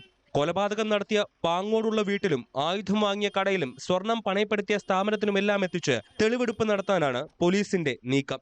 ഒറ്റ ദിവസം കൊണ്ട് തെളിവെടുപ്പ് പൂർത്തിയാക്കുകയാണ് ലക്ഷ്യം. ക്രൂരമായ ആക്രമണത്തിനിരയായി ചികിത്സയിൽ കഴിയുന്ന അഫാന്റെ അമ്മ ഷെമിയെ ഇളയ മകൻ അഹ്സാൻ കൊല്ലപ്പെട്ട വിവരം അറിയിച്ചു. ഭർത്താവ് അബ്ദുൾ റഹീമിന്റെ സാന്നിധ്യത്തിൽ ഡോക്ടർമാരാണ് ഷെമിയോട് ഇക്കാര്യം പറഞ്ഞത്. മറ്റുള്ളവർ കൊല്ലപ്പെട്ട വിവരം അറിയിച്ചിട്ടില്ല. കൊല്ലപ്പെട്ട ഫർസാനയുടെ വീട് രമേശ് ചെന്നിത്തല സന്ദർശിച്ചു.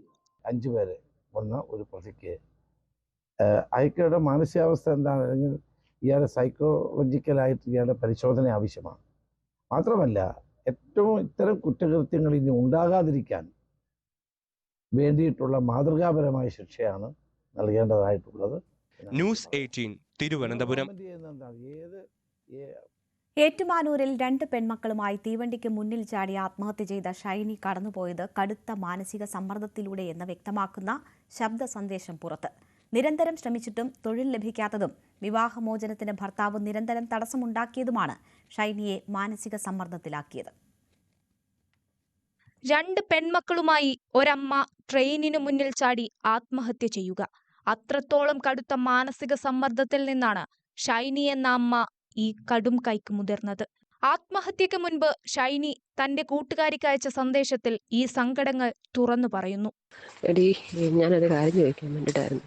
എടി, നമ്മുടെ ഏഷ്യക്കാട്ടിൽ ഇപ്പം വേക്കൻസി വല്ലതുകൊണ്ട് അറിയാവോ? നീ ഇവിടെ ഇപ്പം ആരെങ്കിലും അറിയുന്നവരുണ്ടോ എന്ന് വിളിച്ച് ചോദിക്കാവോടി. ഞാൻ ഓർക്കുമായിരുന്നു, ഇപ്പം കുറച്ച് നാളൊരു വർഷത്തേക്കുള്ള അവിടെ ഒന്ന് കയറിപ്പോയി നോക്കിയാന്ന് വെച്ചാൽ ഈ അമേരിക്കയുടെ NSRന് എഴുതി കഴിഞ്ഞാലും അതിപ്പോൾ 1 വർഷത്തോളം എടുക്കും അതിൻ്റെ പ്രോസസ്സിങ് എല്ലാം കഴിയണമെങ്കിലേ. എന്നാൽ ആ സമയം കൊണ്ട് നാട്ടിലെങ്ങും ഒന്നും കിട്ടുന്നില്ല. ഞാൻ ഒത്തിരി തപ്പി. എന്നാൽ എനിക്ക് എന്നാൽ പിന്നെ പിള്ളേരെ വല്ല ഹോസ്റ്റലിൽ നിർത്തിയിട്ട് ഏഷ്യക്കാട് വല്ല 1 വർഷം വെച്ച് ജോലി ചെയ്യുകയാണെങ്കിൽ ആ സമയം കൊണ്ട് നമുക്കൊരു പ്രസന്റ് എക്സ്പീരിയൻസ് ആവുകയും ചെയ്യും. ജീവിക്കാനായി തൊഴിലിനു വേണ്ടി നടത്തിയ ശ്രമങ്ങളൊക്കെയും വിഫലമായി.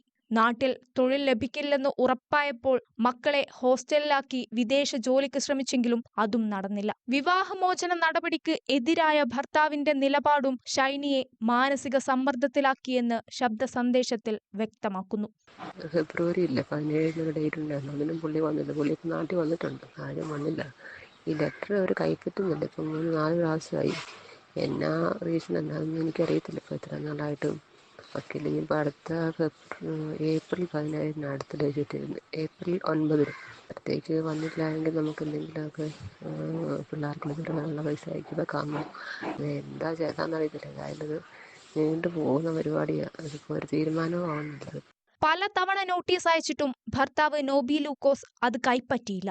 ഫെബ്രുവരി 17 കോടതിയിൽ വിളിച്ചിട്ടും നോബി എത്തിയില്ല. കേസ് നീണ്ടുപോകുമ്പോഴും നിസ്സഹായതയായി നിൽക്കേണ്ടി വരുന്നതിന്റെ ഗതികേടും ഷൈനി പറയുന്നു.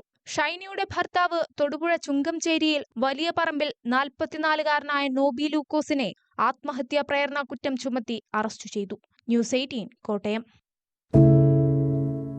എന്തുപറ്റി നമ്മുടെ നാടിന് എന്ന് ചോദിച്ചു പോകുന്ന കാര്യങ്ങളാണ് ഇപ്പോൾ സംഭവിക്കുന്നത്. എന്തൊക്കെയാണ് നമ്മുടെ യുവതലമുറ തെരുവുകളിൽ കാട്ടിക്കൂട്ടുന്നത്? കൊല്ലാൻ പോലും മടികാട്ടാത്ത ഇവർ സ്വബോധത്താൽ ഇങ്ങനെയൊന്നും ചെയ്യില്ല. നാടിന്റെ അഭിമാനമായി വളരേണ്ട യുവത്വത്തെ ഇങ്ങനെ പോകാൻ അനുവദിച്ചുകൂടാ. നമ്മൾ ഓരോരുത്തരും മാതാപിതാക്കൾ കൂടിയാണ്. നേർവഴിക്ക് നടത്താൻ, തെറ്റുകൾ പറഞ്ഞു മനസ്സിലാക്കാൻ നമുക്ക് കഴിയണം. ഇപ്പോഴത്തെ അക്രമ സംഭവങ്ങളിൽ 99% ലഹരിയുടെ, പ്രത്യേകിച്ച് ഗുരുതരമായ ആരോഗ്യ പ്രശ്നങ്ങളിലേക്ക് കൊണ്ടുവന്നെത്തിക്കുന്ന ഡ്രഗ്സിന്റെ ഉപയോഗമുണ്ടെന്ന് മനസ്സിലാക്കിയിട്ടുണ്ട്. ഇത് നിസ്സാരമല്ല. കണ്ടില്ലെന്ന് നടിക്കാൻ ആർക്കുമാവില്ല. ജീവിതം ഒട്ടേറെ ബാക്കിയുണ്ടെന്ന് യുവതലമുറ മനസ്സിലാക്കണം. സ്നേഹിക്കാൻ, സർഗാത്മകത, ലഹരിയുടെ സഹായമില്ലാതെ വളർത്താൻ അവർക്ക് കഴിയണം. നിയമത്തിന്റെ ശക്തി അവരെ ബോധ്യപ്പെടുത്തണം. Say no to drugs, a big yes to life.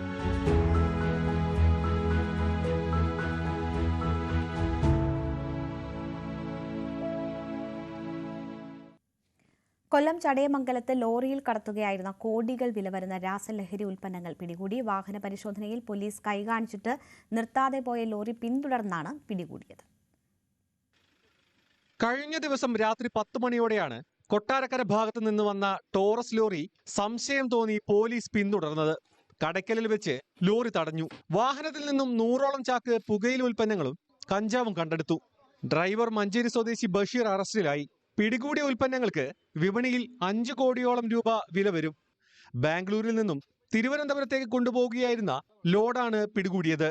ജില്ലയിൽ സമീപകാലത്ത് നടന്ന ഏറ്റവും വലിയ ലഹരി വേട്ടയാണിത്. ഡാൻസ് ഓഫ് സംഘമാണ് പരിശോധന നടത്തിയത്. പിടിയിലായ ആളെ ചോദ്യം ചെയ്തു വരുന്നതായും ലഹരി കടത്തിൽ പ്രതികളായ കൂടുതൽ പേരെ പിടികൂടേണ്ടതുണ്ടെന്നും പോലീസ് വ്യക്തമാക്കി. ന്യൂസ് 18 കൊട്ടാരക്കര. എറണാകുളത്ത് വിദ്യാർത്ഥികൾക്കിടയിൽ ലഹരിയുടെ ഉപയോഗം കുറയ്ക്കുന്നതിന് നടപടികളുമായി ജില്ലാ ഭരണകൂടം. ഇതിനായി സ്കൂൾ തലത്തിലും മറ്റും ബോധവൽക്കരണ പ്രവർത്തനങ്ങൾ ശക്തമാക്കുമെന്ന് ജില്ലാ കളക്ടർ NSK ഉമേഷ് പറഞ്ഞു. ജില്ലയിൽ മയക്കുമരുന്നിന്റെ വ്യാപനം തടയുന്നതിന് വിവിധ വകുപ്പുകളെ ഏകോപിപ്പിച്ച് സമഗ്ര പദ്ധതിയാണ് നടപ്പാക്കുന്നത്. മുൻപെങ്ങുമില്ലാത്ത വിധം മയക്കുമരുന്ന് ഉപയോഗം വ്യാപകമാകുകയാണ്. വിദ്യാർത്ഥികളിലേക്ക് മയക്കുമരുന്ന് എത്തുന്നത് തടയുകയാണ് പരമപ്രധാനം. മയക്കുമരുന്നിൻ്റെയും മറ്റ് ലഹരി പദാർത്ഥങ്ങളുടെയും ഉപയോഗം തടയുന്നതിനും നിരുത്സാഹപ്പെടുത്തുന്നതിനുമായി സമഗ്ര പദ്ധതികളാണ് ജില്ലയിൽ ആസൂത്രണം ചെയ്ത് നടപ്പിലാക്കാൻ ഉദ്ദേശിക്കുന്നതെന്ന് ജില്ലാ കളക്ടർ MSK ഉമേഷ് പറഞ്ഞു. ഇപ്പോൾ ഇത് വലിയ ചർച്ചയായിട്ടുണ്ട്, അസംബ്ലി ലെവലിലും വലിയ ചർച്ചയായിട്ടുണ്ട്. പക്ഷേ ഞങ്ങൾ ലാസ്റ്റ് മന്ത് ഞാനും വിമലാദിത്യ സാർ, നമ്മുടെ ബഹുമാനപ്പെട്ട കമ്മീഷണർ, ഞങ്ങളെടുത്ത മീറ്റിങ്ങിൽ മോഡ്യൂൾ തന്നെ ഇപ്പോൾ വരുന്ന അക്കാഡമിക് ഇയറിൽ, ഇപ്പോൾ എക്സാം ഇതാണ്, വരുന്ന അക്കാഡമിക് ഇയറിൽ ഞങ്ങൾ ചെയ്യാം. ഓൾറെഡി അവയർനെസ് ക്ലാസ്സസ് നോക്കിയാൽ ഒരു കൗണ്ട് തന്നു പോലീസ്. അത്ര വർക്കാണ് പോലീസ് ചെയ്തുകൊണ്ടിരിക്കുന്നത്. എക്സൈസും പോലീസും മോർ ദൻ 10,000 ക്ലാസ്സസ് ഈ ജില്ലയിൽ എടുത്തിട്ടുണ്ട്. ജില്ലയിൽ മയക്കുമരുന്നിൻ്റെയും മറ്റ് ലഹരി വസ്തുക്കളുടെയും വിതരണം തടയുന്നതിന് മികച്ച പ്രവർത്തനമാണ് police, excise, narcotic control bureau, coast guard തുടങ്ങിയവയുടെ സഹകരണത്തോടെ ജില്ലാ ഭരണകൂടം നടത്തുന്നത്. ജില്ലയിൽ എക്സൈസും പോലീസും ചേർന്ന് 10,000-ലധികം ബോധവൽക്കരണ ക്ലാസുകൾ ഇതിനോടകം സംഘടിപ്പിച്ചിട്ടുണ്ട്. പരിശോധനകൾക്കൊപ്പം ബോധവൽക്കരണവും കൊണ്ട് മാത്രമേ വിദ്യാർത്ഥികളിൽ നിന്നും ലഹരി അകറ്റുവാൻ കഴിയുകയുള്ളൂവെന്നും കുടുംബവും സമൂഹവും ഇതിനൊപ്പം നിൽക്കണമെന്നും അദ്ദേഹം അഭ്യർത്ഥിച്ചു.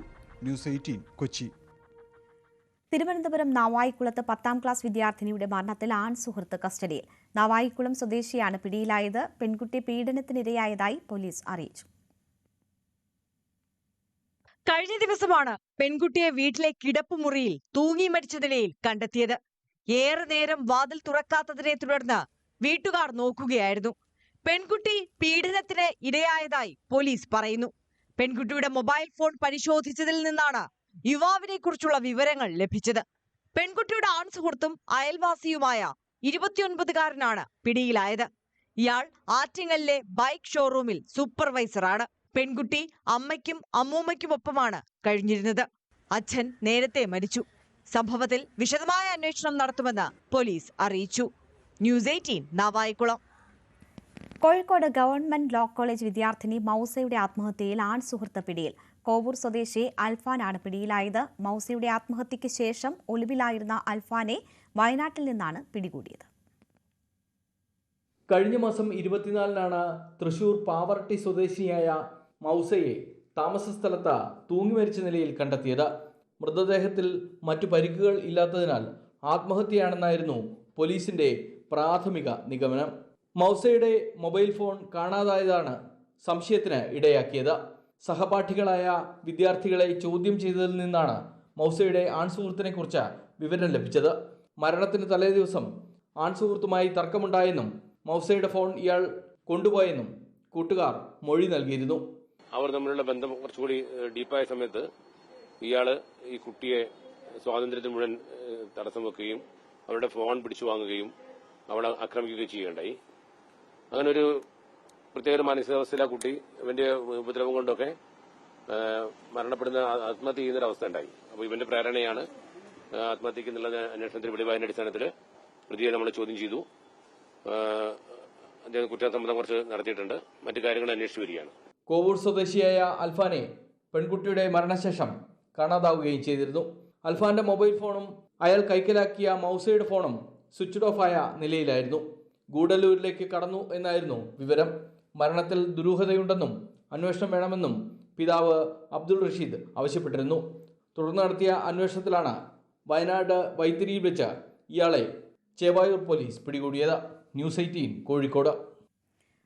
കണ്ണൂർ കരിക്കോട്ടക്കരിയിൽ കാട്ടാന ചരിഞ്ഞ സംഭവത്തിൽ പോസ്റ്റ്മോർട്ടം റിപ്പോർട്ടിലെ വിവരങ്ങൾ പുറത്ത്. വായിൽ പരിക്കേറ്റത് പടക്കം പൊട്ടിയാണെന്നാണ് പോസ്റ്റ്മോർട്ടം റിപ്പോർട്ടിൽ പറയുന്നത്. ആനയുടെ നാവിന്റെ മുൻഭാഗം അറ്റ നിലയിലും കീഴ്ത്താടി തകർന്ന നിലയിലുമായിരുന്നു. താടിയെല്ലിലെ പഴക്കം ചെന്ന മുറിവിൽ നിന്നുള്ള അണുബാധ രക്തത്തിൽ വ്യാപിച്ചെന്നും മസ്തകത്തിലും രക്തസ്രാവമുണ്ടായിരുന്നുവെന്നും പോസ്റ്റ്മോർട്ടം റിപ്പോർട്ടിൽ പറയുന്നു. മലപ്പുറം മഞ്ചേരി തൃക്കലങ്ങോട് മേഖലയിൽ ഭീതി പടർത്തിയ പുലിയെ കരിമ്പുഴ ഉൾക്കാട്ടിൽ തുറന്നുവിട്ടു. ഇന്നലെ രാത്രിയാണ് വനംവകുപ്പ് സ്ഥാപിച്ച കൂട്ടിൽ പുലി കുടുങ്ങിയത്. 7 ആടുകളെയാണ് പുലി കഴിഞ്ഞ ദിവസം കൊന്നത്.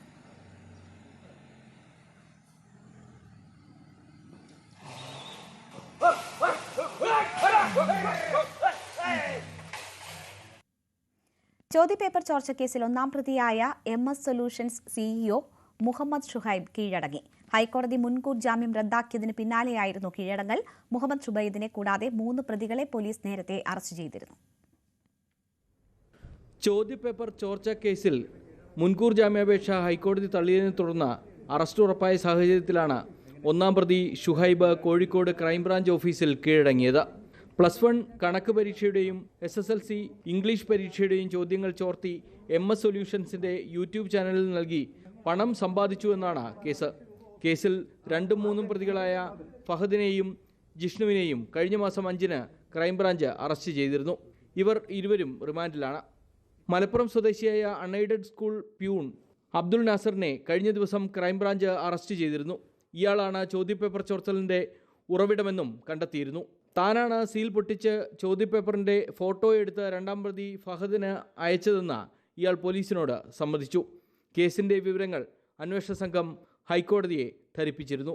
സാധ്യതയുള്ള ചോദ്യങ്ങൾ കുട്ടികൾക്ക് പഠിക്കാൻ സൗകര്യപ്രദമായ രീതിയിൽ അവതരിപ്പിക്കുക മാത്രമാണ് താൻ ചെയ്തതെന്നായിരുന്നു ഷുഹൈബിന്റെ വാദം. ഇത് തെറ്റാണെന്ന് ക്രൈംബ്രാഞ്ച് അന്വേഷണ സംഘം ഹൈക്കോടതിയിൽ റിപ്പോർട്ട് നൽകി. തുടർന്നാണ് ഷുഹൈബിന്റെ ജാമ്യാപേക്ഷ കോടതി തള്ളിയത്. അറസ്റ്റ് അനിവാര്യമായ സാഹചര്യത്തിലായിരുന്നു കീഴടങ്ങൽ. നോക്കട്ടെ, അയാൾ കീഴടങ്ങിയിട്ടുണ്ട്. അയാൾ സംസാരിക്കട്ടെ, അയാൾ വിശദമായി ചോദ്യം ചെയ്യട്ടെ. മൊഴിയെടുത്തതിന് ശേഷം കാര്യങ്ങൾ പറയാം.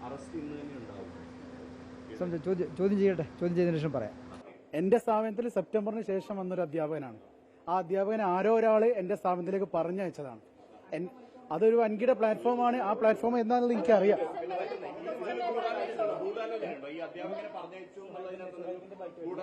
എനിക്ക് എൻ്റെ അടുത്തുണ്ട് ഈ അധ്യാപകർ ആരാ പറഞ്ഞയച്ചെന്നുള്ള തെളിവ് എൻ്റെ കയ്യിലുണ്ട്. അതൊരു വേറെ പ്ലാറ്റ്ഫോമാണ്.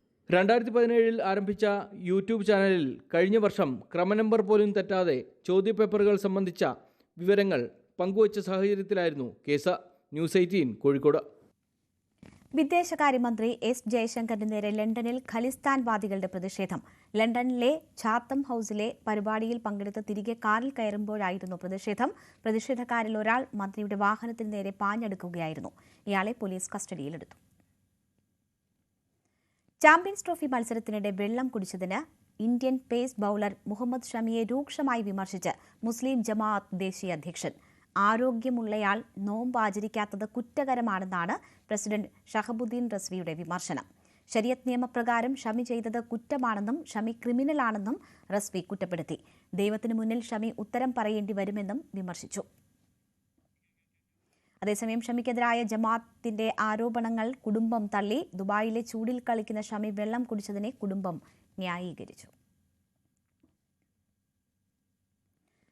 ഇന്ത്യയുടെ ഓറഞ്ച് നഗരമെന്നാണ് നാഗ്പൂർ അറിയപ്പെടുന്നത്. ഓറഞ്ച് മാത്രമല്ല, പച്ചക്കറിത്തോട്ടങ്ങളാലും പൂപ്പാടങ്ങളാലും സമൃദ്ധമാണ് നഗരാതിർത്തികളിലുള്ള ഗ്രാമങ്ങൾ. നാഗ്പൂരിൽ നിന്ന് എൽദോ പോൾ പുതുശ്ശേരി തയ്യാറാക്കിയ റിപ്പോർട്ട്. ഈ റിപ്പോർട്ടോടുകൂടി ന്യൂസ് അപ്ഡേറ്റ്സ് പൂർണ്ണമാകുന്നു. നമസ്കാരം.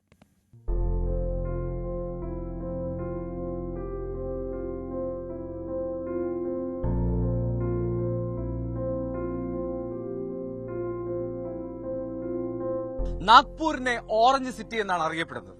അതായത് ഓറഞ്ചുകളുടെ നഗരം. അത് ഇവിടുത്തെ ഓറഞ്ച് കഴിച്ചു നോക്കുക തന്നെ വേണം കേട്ടോ. അതിന്റെ ഒരു വ്യത്യാസം മനസ്സിലാവണമെങ്കിൽ നമ്മുടെ നാട്ടിൽ കിട്ടുന്ന ഓറഞ്ചിന്റെ ടേസ്റ്റേ അല്ല, അത്ര വ്യത്യാസമുണ്ട്. അപ്പോൾ ഇതുപോലൊരു ഓറഞ്ച് തോട്ടത്തിലാണ് നമ്മളുള്ളത്. പക്ഷേ ഇതിന്റെ സീസൺ അല്ല, ഇപ്പോൾ അത് പാകപ്പെട്ട് വരുന്നതേ ഉള്ളൂ. ഇനി ഒരു മെയ്യോട് കൂടിയായിരിക്കും അതിന്റെ വിളവെടുപ്പിലേക്ക് കാര്യങ്ങൾ എത്തുക. ഞാൻ നേരത്തെ പറഞ്ഞതുപോലെ ഈ ഓറഞ്ചുകൾ ഇപ്പോൾ കാച്ചു വരുന്നതേ ഉള്ളൂ. കാരണം ചെറിയ ചെറിയ ഓറഞ്ച് കായകൾ കാണാം, പച്ചയാണ്. അതൊക്കെ ഇനി പഴുത്ത് നല്ല സുന്ദരൻ ഓറഞ്ചുകളായി വരണമെങ്കിൽ കുറച്ച് മാസങ്ങൾ എടുക്കും. അപ്പൊ അതിനുശേഷമാണ് ആ ഓറഞ്ചിന്റെ ഒരു ടേസ്റ്റ് ഒക്കെ ശരിക്കും വരിക. അപ്പൊ ഈ ഓറഞ്ച് തോട്ടങ്ങൾ ഇങ്ങനെ ഇങ്ങനെ ഇങ്ങനെ സമൃദ്ധിയായി നിൽക്കുന്നത് കാണാം ഈ നാഗ്പൂരിലെ പല ഉൾഭാഗങ്ങളിലേക്ക് ചെന്നാൽ മാത്രമാണോ അതൊക്കെ കാണാൻ കഴിയുക. നമുക്കിവിടെയുള്ള ഈ തോട്ടം ഒക്കെ നോക്കുന്ന മഹേന്ദ്ര എന്ന് പറഞ്ഞ പയ്യനാണ്. പയ്യനോട് ചോദിക്കാം, മഹേന്ദ്ര कैसे ऑरेंज कल्टीवेशन कैसे चल रहा है? अच्छा चल रहा है सर. महेंद्र, तो अभी तो सीजन नहीं है ना? नहीं, अभी सीजन नहीं है, पर अभी स्टार्ट तो चालू हो गया लगना. कब है ये सीजन? कब वो क्या बोलूं, वो स्वीट ऑरेंज कब मिलेगा? अभी 2 महीने के बाद, यानी कि अभी जनवरी, फरवरी, मार्च, मई तक के मिल जाएंगे. ठीक है. तो इधर क्या क्या है? ऑरेंज है, फिर क्या है? ऑरेंज है, उधर लेमन है, फिर मौसम्बी है, फिर जो हमको लगता है ना कि भाजी पाला वो है. ഓറഞ്ച് തോട്ടങ്ങൾ മാത്രമല്ല, ഈ സിട്രസ് വിഭാഗത്തിൽപ്പെട്ട ഒട്ടുമിക്ക കൃഷിയും ഇവിടെ ഈ നാഗ്പൂരിൽ സജീവമാണ്. ഇത് ഒരു മൂസമ്പി മരമാണ്, മൂസമ്പി ചെടിയാണ് കേട്ടോ. ഇവിടെ ഇതുപോലെ പറഞ്ഞ പോലെ മൂസമ്പി ഇതുപോലെ ചെറിയ ചെറിയ കായായി വരുന്നതേ ഉള്ളൂ. മൂസമ്പി ഇതുപോലെ സീസൺ ആകുന്ന സമയമാണ്. ഇപ്പൊ പൂത്ത് വരുന്നു, ചെറിയ കായായി വരുന്നു. മൂസമ്പി പറഞ്ഞ പോലെ മെയ് മാസത്തിൽ തന്നെയാണ് മൂസമ്പിയും ഇതുപോലെ ഏറ്റവും കൂടുതൽ വളർന്നു വരിക. അപ്പോൾ ഓറഞ്ച് മരം പോലൊക്കെ തന്നെ വലിയ വ്യത്യാസങ്ങളൊന്നുമില്ല, എന്നാലും മൂസമ്പി ചെടിയാണ് കാണുന്നത്.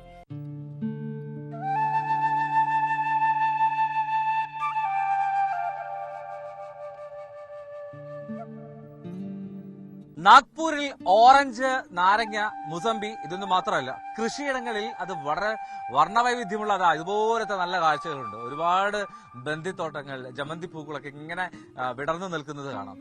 അത് രസകരമായിട്ടുള്ള കാഴ്ചയാണ്. ഇതിന്റെ ഏറ്റവും പ്രധാനപ്പെട്ട നാഗ്പൂരിലെ ഒരു കാലാവസ്ഥ, ഇപ്പോൾ നമ്മൾ നട്ടുച്ച നേരത്ത് വന്നാൽ പോലും വളരെ പ്ലസന്റ് ആയി നമുക്ക് ഒരുപാടൊന്നും വേർക്കാതെ ഇതൊക്കെ കണ്ട് ആസ്വദിക്കുകയും ചെയ്യാം. നാഗ്പൂരിൽ വന്നാൽ അങ്ങനെ ഈ ഏറ്റവും ഉൾകേന്ദ്രങ്ങളിലേക്ക് പോകണം. ഇത്തരം കൃഷിയിടങ്ങളും ഇത്തരം ഭംഗിയുള്ള സ്ഥലങ്ങളൊക്കെ കാണാനെന്നുള്ളതാണ്. എന്നാൽ നമുക്കിപ്പോൾ കാണാൻ കഴിയുന്നല്ലോ ഒരുപാട് പൂക്കളിങ്ങനെ വിരിഞ്ഞു നിൽക്കുകയാണ്. ഇനിയും വിരിയാനുണ്ട്. എനിക്ക് തോന്നുന്നു ഇനിയും ഇതിനും കുറച്ചുകൂടി സമയം വേണ്ടി വരും. പക്ഷേ എങ്കിൽ പോലും മനോഹരമായ കാഴ്ചയാണ് എപ്പോൾ വന്നാലും നാഗ്പൂരിലെ മിക്ക ഇടങ്ങളിലും എന്നുള്ളതാണ് ഏറ്റവും പ്രധാനപ്പെട്ട കാര്യം. നാഗ്പൂർ അങ്ങനെ ഇങ്ങനെ സന്തോഷത്തോടുകൂടി എല്ലാവരെയും മാടി വിളിക്കും. നേരത്തെ ഈ ഇന്ത്യൻ ഉപഭൂഖണ്ഡത്തിന്റെ ഹൃദയം എന്ന് പറയാവുന്ന നാഗ്പൂർ ഇങ്ങനെ കൃഷിയുടെയും നല്ലൊരു കേന്ദ്രമാണ്. നല്ല ഒരു സംസ്കാരം, കൃഷി സംസ്കാരം, കാർഷിക സംസ്കാരം കൂടിയുള്ള സ്ഥലമാണ് എന്നുകൂടി ഓർത്തു വെച്ചുകൊള്ളുക. നാഗ്പൂരിൽ നിന്ന് ക്യാമറാമാൻ ബിപിൻ മുരളിക്കൊപ്പം എൽദോ പോൾ പുതുശ്ശേരി, ന്യൂസ് 18.